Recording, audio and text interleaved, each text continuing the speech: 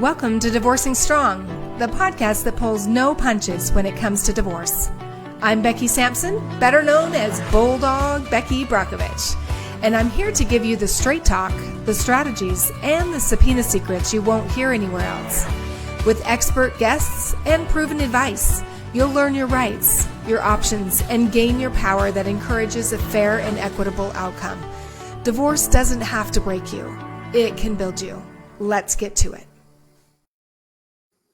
Well, hello, and welcome to another episode of the Divorcing Strong podcast. I'm Becky Sampson, your host, as always, and I love bringing you, I say this a lot, I love bringing you experts all across the country who are going to help you navigate the legal process as well as the process of the things that you experience when you're going through a divorce. And so I'm excited about our guest today because we're going to talk about more of the emotional side of recovering from divorce, because it's not easy. But before we get started with that, I just wanted to remind everybody that go ahead and like and subscribe to the channel if you so feel inclined, and to share it with people who come along that need help. A lot of the family and friends know me that have people that are going through divorce. I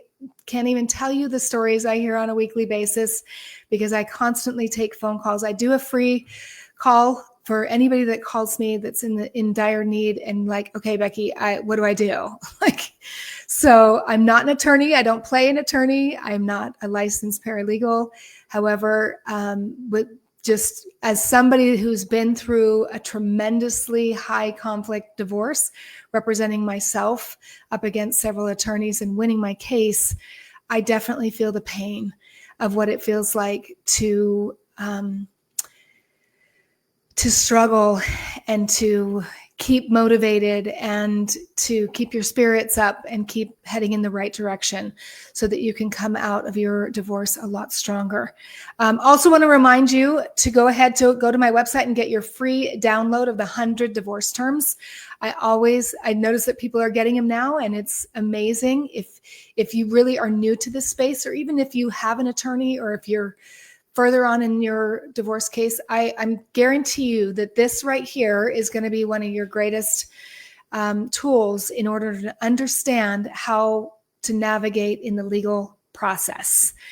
Every single one of those divorce terms, some of them you'll use, some of them you won't, but I guarantee you're going to be way ahead of most people who are going through divorce because you'll have the right education and knowledge that you need. So with that, let me just tell you a little bit about about the guest that I have on today. Joyce Ayers isn't just a coach. She's a beacon of women who, through divorce, don't have to be destructive. As a heart-centered divorce coach, certified conscious uncoupling, and trained in NLP and hold on. Okay, so that didn't work. Let's just see. I'm trying a new tool today, and it went a little bit too fast. So I'm going to go ahead and start that over. No editing needed here. Joyce Ayers isn't just a coach. She's a beacon for women who thought divorce had to be destructive. As a heart-centered divorce coach, certified in conscious uncoupling, and trained in NLP and hypnosis, she guides women through the emotional whirlwind of separation using tools rooted in healing, self-discovery, and transformation. She invites women to see divorce not as an end, but as a powerful rebirth. Through her signature method, she helps clients release regret, process grief, reclaim their voice, and emerge with clarity, confidence, and the freedom to create a life they love. Her work emerges not just from theory, but she's a lived experience. On her social media, she writes, "The marriage ended, but your story isn't over. It's just waiting for you to pick up the pen." I love that. She speaks directly to women who's lost themselves in relationships, offering them a safe, compassionate container to heal old wounds and step into their truth.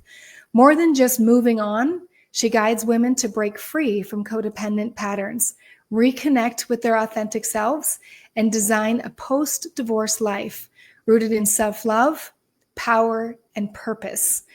In your marriage, if your marriage is ending or already ended, she helps you reclaim yourself, rewrite your story, and heal into who you were always meant to be. And I love that. I love that. I want to go ahead and welcome Joyce to the show. Thank you so much for joining us. Hey, Becky. Wow. Just like, oh, who's that person she's in? I know. You know what? I say that all the time when I'm a guest and like they do something with my bio and I'm like, is that really me? Like, did I really go through that? So, and yes, I'm very, very excited to have you on the show. And so welcome. And thank you for, I know we've had a little technical problems this morning, but that's okay. Life happens. We're here and we get to share your beautiful spirit with the world. So tell us kind of, I know when we talked before, you have a really great story and why you came into this space and why you're so passionate. So let's start there at least. Yeah. I'm all about empowering women in whatever way that is, whether it's, using our voice to follow a passion, to birth something to life, whether it's our children or a craft, a hobby, or even to shift gears. It's like just always what's on the inside that wants to be lit up and expressed and shared with the world and that we're passionate about. But then we hide, right? We hide it because it's like, oh, maybe that's going to be too much or not confident enough because we haven't built the confidence by doing it. And so, it's just, I've always been on this journey to, lift women up and like, what is your potential? Like, what is it? What's your dream? And then of course we all light up when we talk about our dream that hasn't been lived yet. But then we kind of shut the door and turn the lights off and put it in a closet again. And it's like, no, go live that dream. And whether it's after a relationship ends, because, sometimes that's what it takes. And that's what I found, with for myself. I became a coach while I was married and I did a lot of soul digging, excavating. And it was after the relationship ended and I wasn't playing that role anymore that I could really focus on myself and what I was doing with my life and where it was going. And yeah, that was possible in the relationship, but there was a part of me that didn't allow that freedom. So mean freedom to just be yourself in your be by myself. Yeah. Cause I was busy tending to others. Yeah. And so that I could feel comfortable, I could feel secure. Like, it's all the patterns that we are functioning within that we don't even know.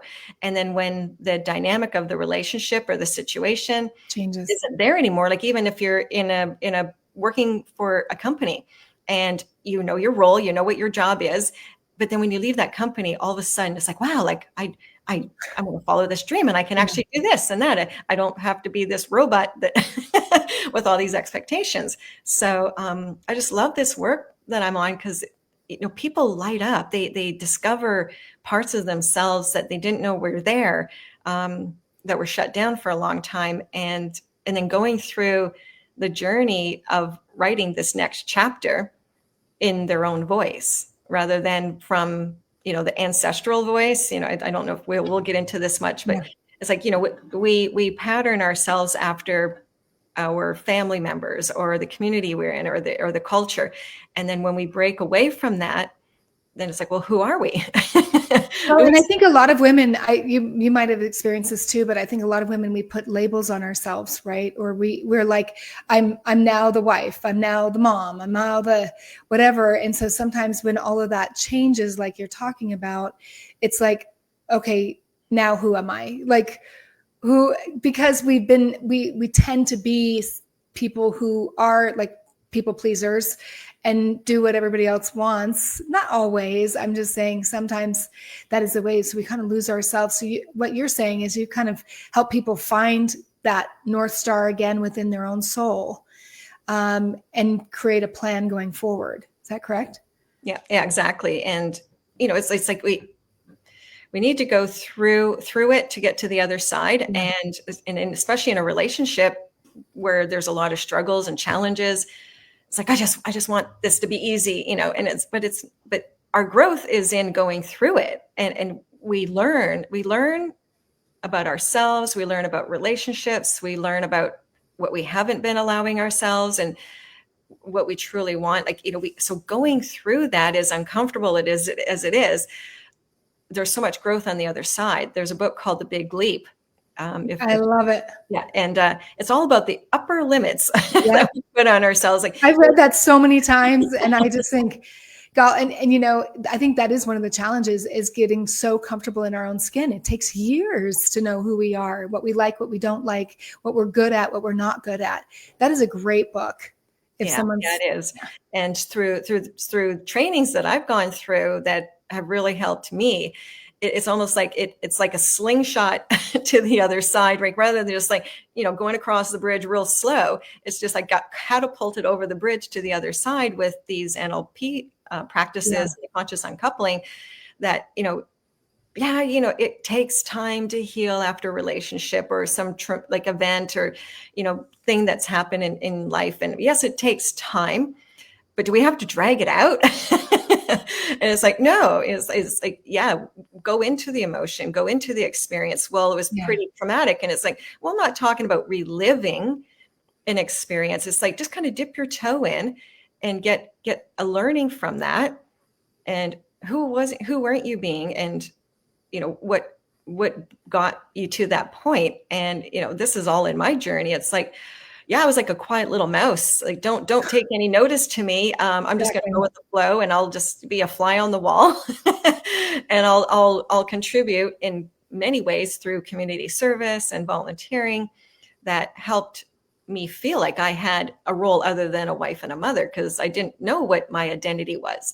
So I was always contributing to others' dreams and mid purposes and things.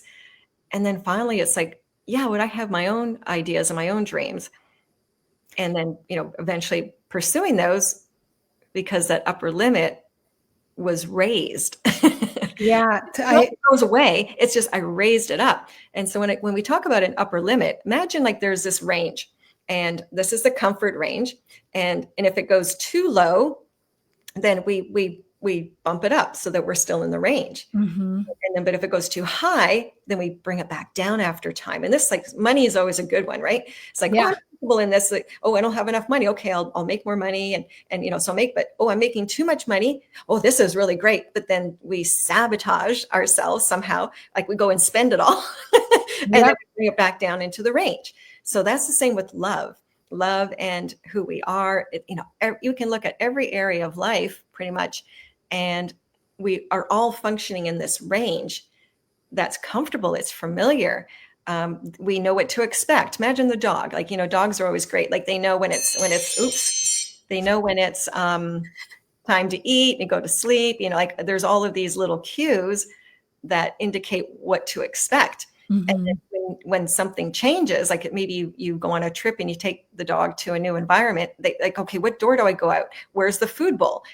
That's like us. Like, if we pursue a different interest, or, the relationship isn't there anymore, it's like we flounder, it's like fish out of water, the saying.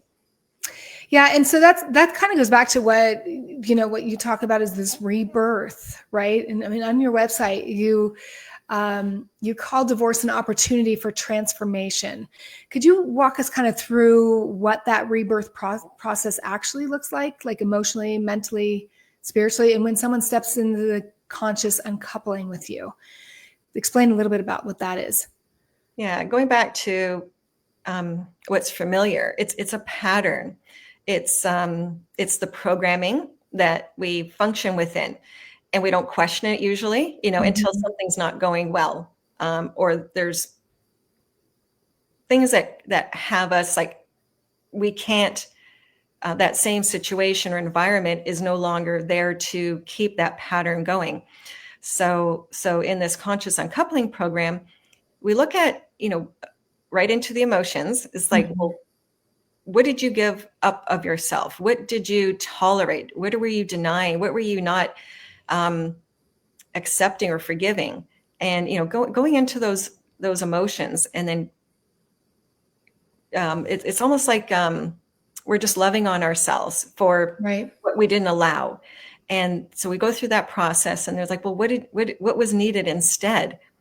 Not from the other person. This is all to do with us. Like, well, he should have done that, or she should have done that, or, blah, blah, blah. The would have, should have, could have. It's like, no, what were you actually experiencing internally?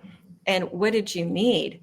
And then start to find some freedom in that, like, because it's like a pressure cooker. All these emotions are in here, and then then one day they just explode, or they're always exploding, depending on if we're in that fight or flight.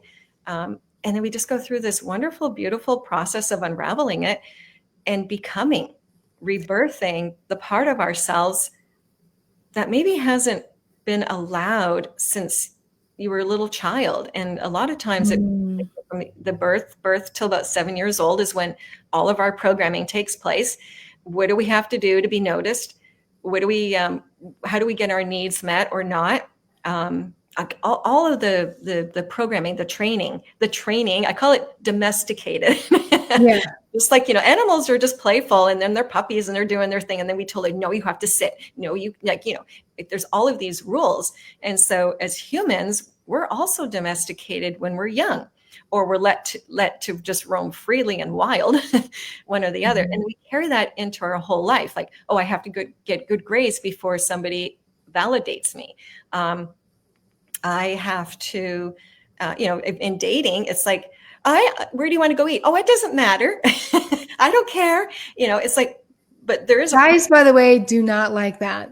Yeah, exactly. And so they're like, just tell us. So we already know, like, yeah, I want pizza. I don't want the burger, so, but I don't want to upset them. I don't want to lose this person, because like if I say what I want, well, then people go away, or they make me wrong. And so again, we carry that all the way through. And then we wonder why there's a breakdown in our relationships later on. It's let me see, I don't recall the name of the book offhand, but if we don't know ourselves really deeply, like what is meaningful to us, what's important to us, if we don't know that going into a relationship, then it's kind of like a free for all, and we just settle for whatever. So after the relationship ends, that dynamic of the relationship and the pattern is still there, and we're going to like redo the pattern. So having like a rebirth, reclaiming the parts of ourselves that maybe were never there, or we let out a little bit, but then we got like told no, right? So let me ask you something. Do you find, I mean, in the ideal world, it'd be great when people are coming out of divorce, they're going, yeah, this is what I did, and this is the reflection, and really doing the internal work so that they're not blaming the other person. That would be the ideal. But do you run into people that it's a bit of a tug of war to get them to go, look, it's not about them. Let's work on you, and let's work on getting that, because that's the only thing you really have control of. Is how we react and how we process and what we look at. And sometimes if we don't do that work, then you'll repeat that same pattern again. And we really, do you find that people give you kind of kickback on that? Sometimes we don't want to look at our, where we fell short, or all the times that we, our pattern, what it created for the other person. It's like, well, they never did anything around the house. Well, did you like thank them all the time? Well, they never really did the dishwasher right. They didn't, blah, blah, blah. So it's like, well, what did you train them? And just asking these little questions, it starts to be like, well, like, I guess I did do that. Mm-hmm. and it starts to break down our own barriers to looking at ourselves. Because it's like, wow, like, doing all those things, I don't want to acknowledge myself for being wrong, right? But there's just so much growth and acceptance of that, and because we're giving our power away when we're not being really truthful with ourselves. So people like that I work with, they come to like, oh, well, this is what I really wanted. Well, okay, how would that have gone if you did express that? Oh, well, they would have done this and that. Well, how do you know? Well, I just assume they would. Yeah. Don't you think it's interesting too, is that if it's a lot easier being a victim, right? Like, this is all that's happened to me. You get sympathy, you get people going, oh, poor you know what I mean? But Yeah. taking responsibility for what we have takes a lot of humility, takes a lot of honesty, and takes a lot of Forgiveness. forgiveness for ourselves. So that's another pendulum that I see also with women and men, but mostly women, right? So when we start counting all of those things, it's important for us not to go to shame and to beat up of ourselves and just go, hey, you know, this is something I've experienced. Even if you're in a high conflict and even abusive relationship, I remember my first marriage. I blamed myself towards the end because I was doing a lot of self-development work. I was like, oh, it's my fault he hit me. It's my fault that, you know, our marriage went down. And I had a friend of mine call me and say, look, you need to separate yourself. We need to call out first what happened to you, put that in a box, and now go to work on what you did to contribute to that and how you can stop those patterns moving forward. And so I think, and it's not about beat up. It's not about shame. It's not about, look how bad I am. It's just like, hey, I want to grow through this. I don't want to shrink. I don't want to fall back into old patterns. So the question I would have for you is that when you do find someone that is in that place, that's really having a hard time pulling away from the victim, how do you get them to gently and lovingly get to a place of acceptance and forgiveness for themselves? Yeah, it's like how our thoughts are, like the thoughts that we're having. So it's like, okay, are we having the thoughts first? Or are we having the emotions first? And then it creates a physiological response. Yeah. And then we take action. So like there's a belief, there's a whole like cycle for that. And just like rather than looking at the situation or what happened or who did this or who did that, it's like, what thoughts were you having? Like, how do you like that deeper exploration that you're not going to get your lawyer to ask you about, no, or your wealth advisor or your health coach. You don't want to, by the way. They're very expensive. They're not trained in that regard. Yeah. So it's like, well, how do you feel about yourself? Again, taking the focus off of the other person, so that, you know, turning the lens. And again, we don't want that lens turned in on ourselves. So I do it in such a way that is very compassionate from my delivery, and also that they're compassionate with themselves. Yeah. And just like, well, just like a little snapshot of what's going on at this moment. It's like, well, how is that like, what was like growing up? And then they go into what that was like. It's like, well, what are the parallels here happening? And now they start connecting the dots. And then they're not, okay, the conscious mind is not trying to, like, you know, keep them safe and figure out all the answers. They're actually going down into what was there.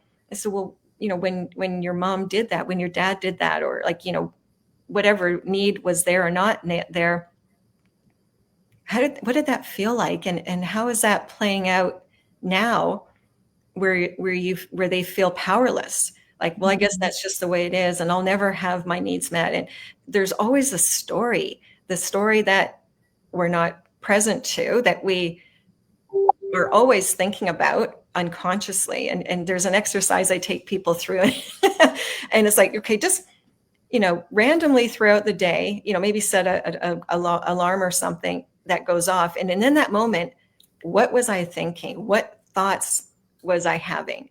Was it, you know, is it all the things to do, or did I actually go back in time to something that jogged my memory, and I was replaying that whole movie, you know, and that movie can have a lot of perspectives, right? Depending on who's created the movie. And so that movie is from that person's own perspective. And, you know, so he's like, you know, what were you thinking? What were you thinking? You know, our parents. Without judgment. I mean, I call that, when I'm coaching, I call that detached observation. You're just watching the movie happen, and you're like, okay, when this happened, this is how I felt. No judgment, no beat up, no nothing. And it's just, but I think you're right. Like, what you're saying is you're basically taking somebody from unconscious behaviors to bringing it conscious and being able to label it or see it or name it, and then be able to go, okay, what am I going to do? What worked? What didn't work? No judgment. And what am I going to do differently? Yeah.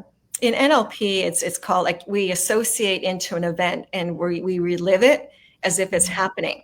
And so our mind doesn't know that it's not happening right now, because we take ourselves back to relive it. And then that's how, and it's called an anchor. And so when we can step out of the picture, like yours, like whatever you were saying, detached observation. Yeah, we disassociate, and now we have like a lens on it. It's like, and we can actually see the dynamic of what was playing out. And it's like, oh, so now there's a new perspective that can be gained. Oh, well, actually, I guess I did say that. Well, I can see how they reacted to that, or I can see my reaction to, without going into the actual experience.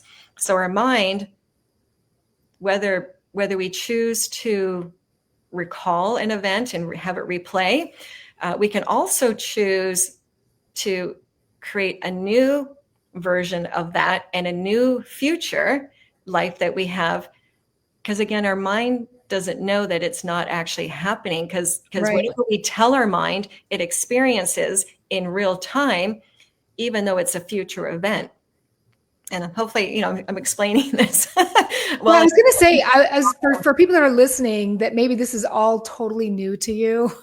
Like I've done therapy since I was 20, so for many, many years, and I've done a lot of training and a lot of stuff. But if this is new for you, maybe just simplify it in a way that's like, okay, what you're doing is really helping them heal from past trauma, and re-anchoring. Right, re-anchoring those emotions attached to those experiences. Am I explaining? Yeah, it's like it's giving a past experience a new meaning, an actual new experience. And it's like, yeah, but it did happen. It's like, okay, in Landmark, it's like whatever happened the way it happened, and what didn't happen the way it was going to happen. Yeah, don't even try to just do that one. It's like a scramble. But it's like whatever we told ourselves about that event, we can actually tell ourselves a different story. Yes. And yeah, like your mom did this, he did that. And it's like, but the main thing is, now let's rewrite the story of what was it you needed? Well, I needed that, but I was never going to have it. Okay, forget about that part. What did you need? Because now we're rewiring the neurology of the emotional experience to be a little more positive. So instead of, I would say things and be completely ignored. Well, what did you want instead?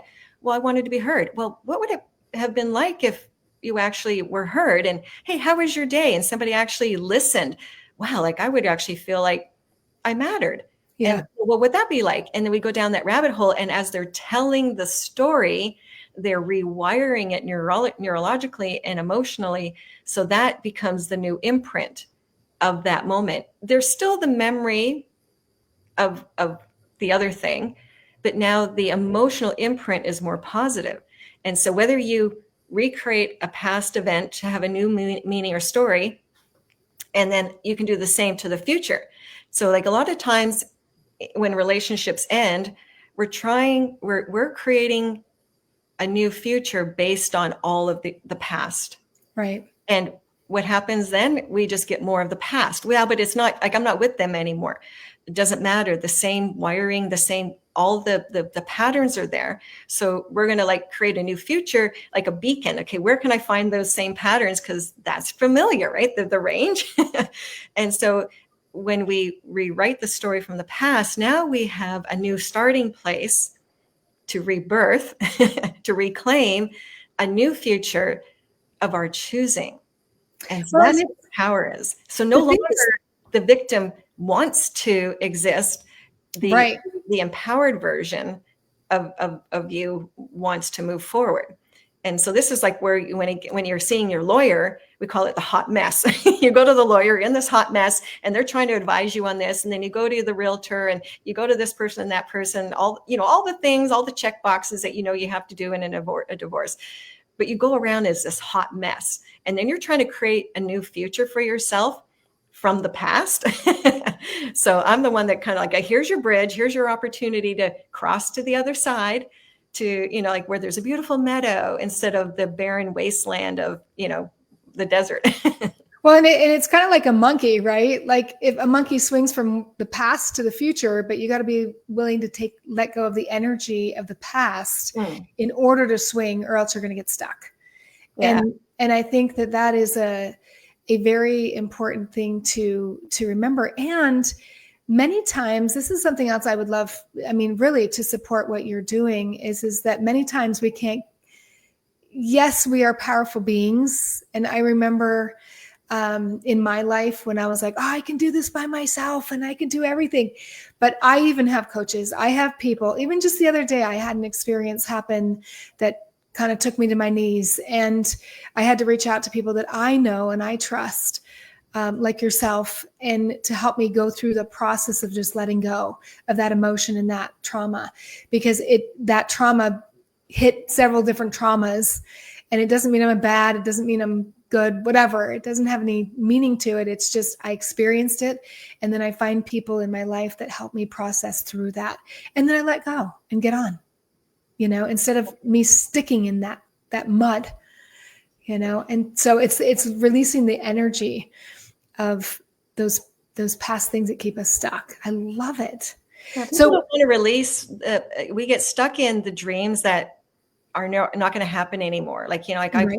I've always envisioned myself, oh yeah, I'm going to be with my family and grandkids and we're going to grow old and we're retire and blah, blah, blah. And it's like, those dreams are not going to happen now. Like, sure, yeah. I still have my family, my girls, but we hold on to that lost dream, that lost hope. And until we can like say, okay, well, this was that chapter of my life. And now I'm going to write a new chapter. And hopefully, you know, it's one from almost thanking the person for, wow, like if nothing ever changed, I would have kept being that same person. Exactly. I would have tolerated, I would have been okay. I would have just I would have accepted myself the way I was and them, even though it wasn't working. You know, like just, you know, those marriages that are just kind of going along and there's the life is just kind of going out of them. It's like, now it's your time to, hey, like, who was I being and who am I going to be? And let go of, we call it a cord or a tether, right? There's right. a book called The Untethered Soul. Love that book. Yeah, we're kind you and I are soul sisters, girl. Yeah, there's a lot of really good books out there I recommend. And yeah, and again, it's the thoughts that we're having. If we don't even know the thoughts we're having, we don't even know the dialogue that's constantly there right. that's creating our future. Yep. And so like letting just because you signed the divorce papers and the deed of the house over and everything doesn't mean it's over, because the emotional part will stay there a lifetime through the next relationship and all the things. It will stay there until you deal with it. It was like, what's that saying? It'll be done with you when you're done with it, or something like that. But yeah, like it's wanting to move on, because if not, we're just going to be in that victim place. You know, I know clients, well, not clients I've worked with, other, you know, but just people, I'll just say people that didn't want to let go of the past, and they're still bitter and angry 10 years later. Yep.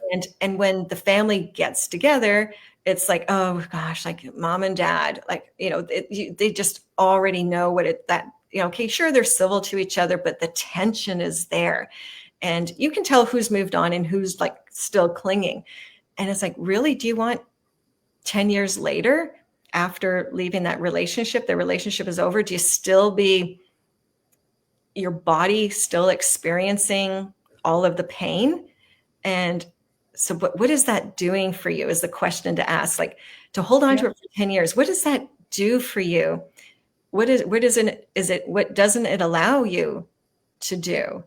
You know, it's interesting, Joyce. I don't know if I told you about this when we talked before, but the day that I served divorce papers to my former husband, this last spouse, I left the airport because it was at the airport in Hawaii.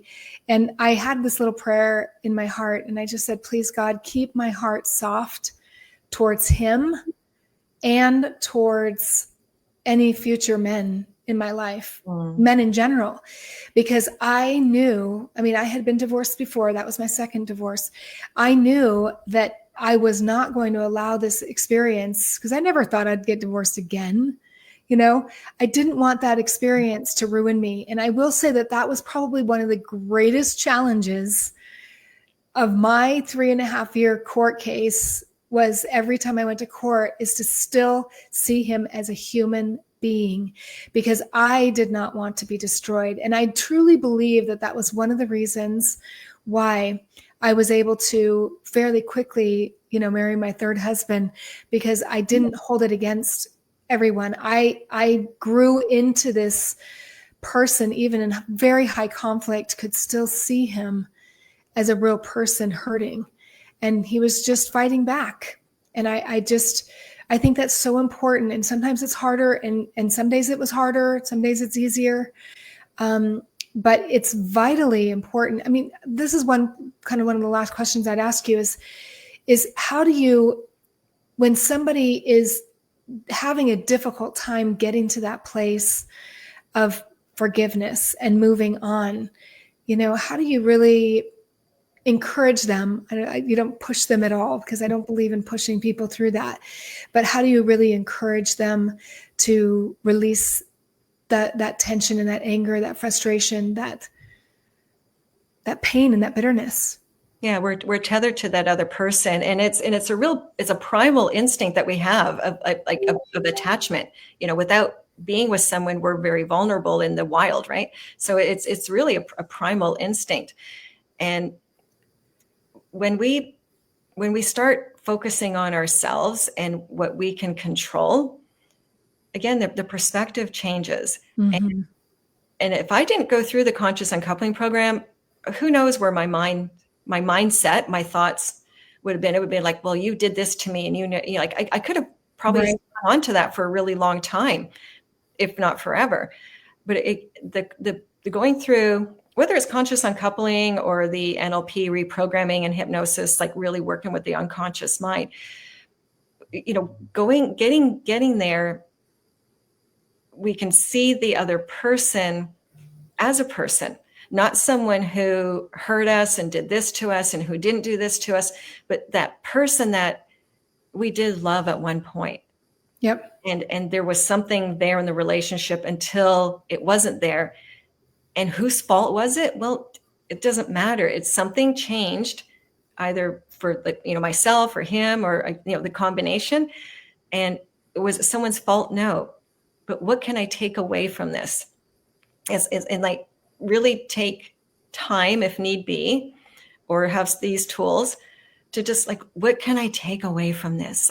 Again, go through it. And because if we never allow ourselves to go through the whole process, the grieving process of letting go and just acknowledging ourselves, then we never come out the other side of oh, now I have a new reality of myself and the situation with compassion that helps me move on. And again, like you said, please just keep my heart soft, because while I was hurting in the relationship, and really he was doing what he was doing, I was doing what I was doing, but what I was doing was actually creating the situation in the way that it was turning out. And so my heart was closing.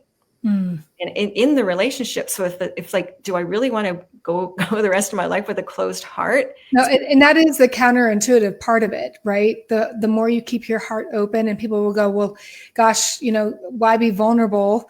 Put yourself in that situation. And I still had a guarded heart. However, it was wiser. Open. We're wiser instead of guarded. I've got this shield on us. We're wiser. We actually have boundaries of how we and knowing ourselves. It's well, this is how I want to be treated. This is how I want to express myself. This is how I want to be honored.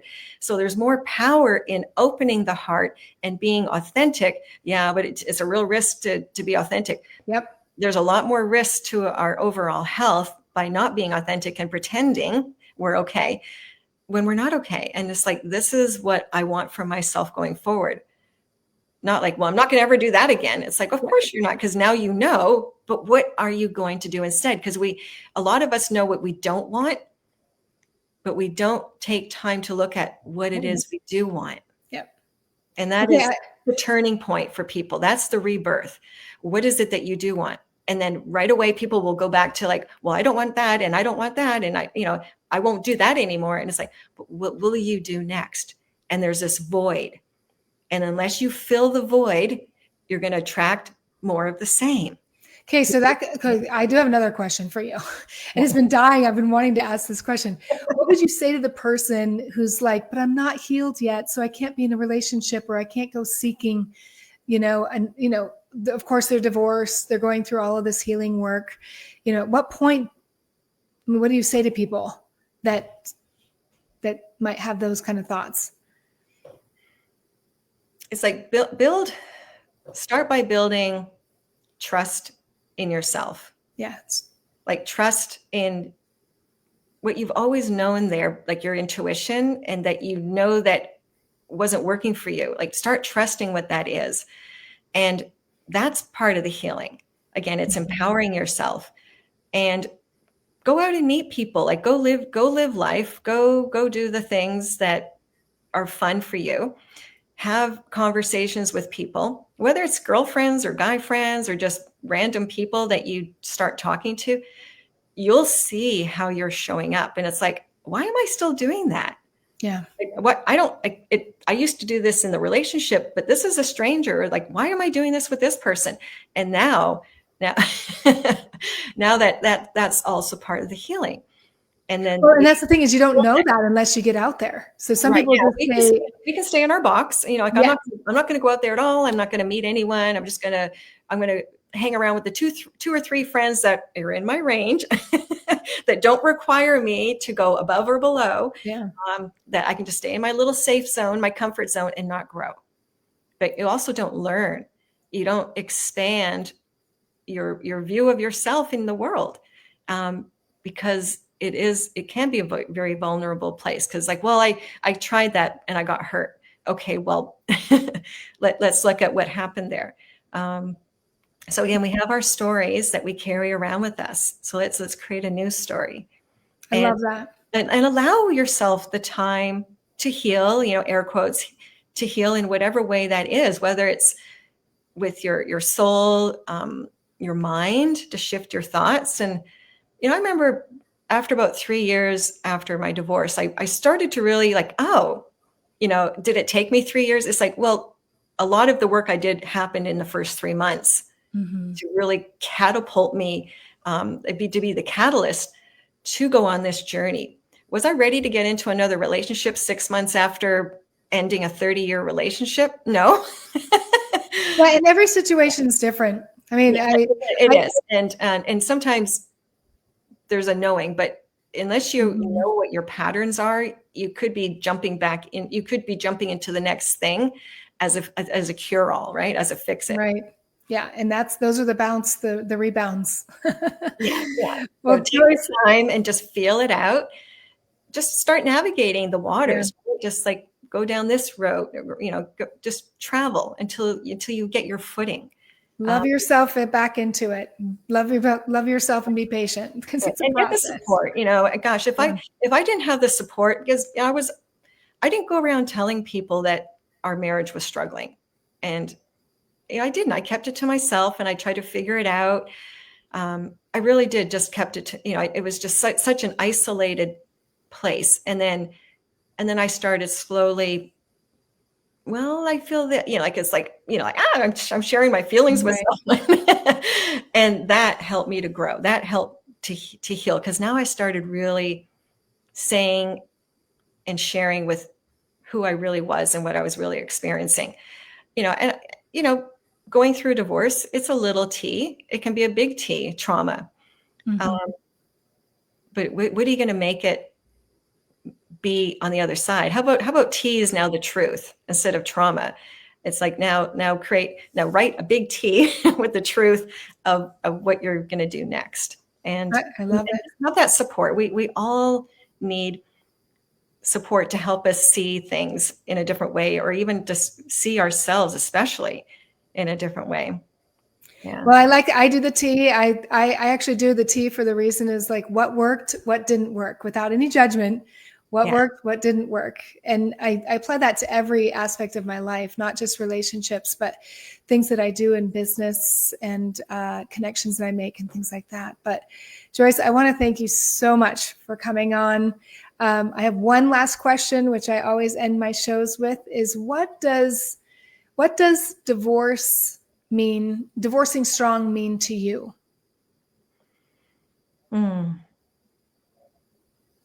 Divorcing strong is, again, not the armor that we have to put on, but the coming back to the truth. Divorcing strong is be willing to look at ourselves and life and come out stronger for it, more resilient, more at peace. Like that's a big one. It's like just is strong, like as in, I gotta like really have these strong boundaries. It's like, no, be more at peace with yourself, with life, where you're going. Get grounded, unwavering. If you're a yogi, think of the warrior pose, right? Warrior 2 pose. Right. And, you're strong, like, you're solid with your feet, but your upper body is wide and expansive, and ready for the next thing. Like that's divorcing strong. It's like, prepare yourself for the future that you're creating. It's like, create your life after divorce. It's not more of the same, but create the life that is fulfilling, that is calling you, that you haven't let out of the box. Again, patterns. Mm-hmm. Oh, I love it. Well, thank you so much. Thank you for spending your time with us today. And thank you for sharing your wisdom, your experience. And thank you for just being in this space. I always like to thank people because I always say it can be a heavy space, but it's very rewarding when you empower someone with these tools in order for them to divorce strong. So thank you so much for joining us, Joyce.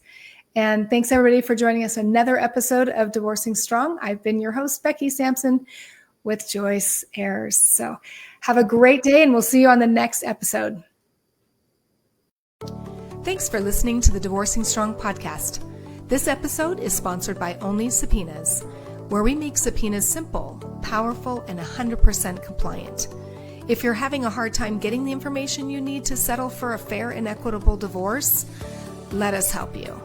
Whether you're an attorney or you're navigating divorce on your own, subpoenas can uncover the truth, secure the evidence you need, and level the playing field. To see how we can help, book an appointment by visiting our website at onlysubpoenas.com.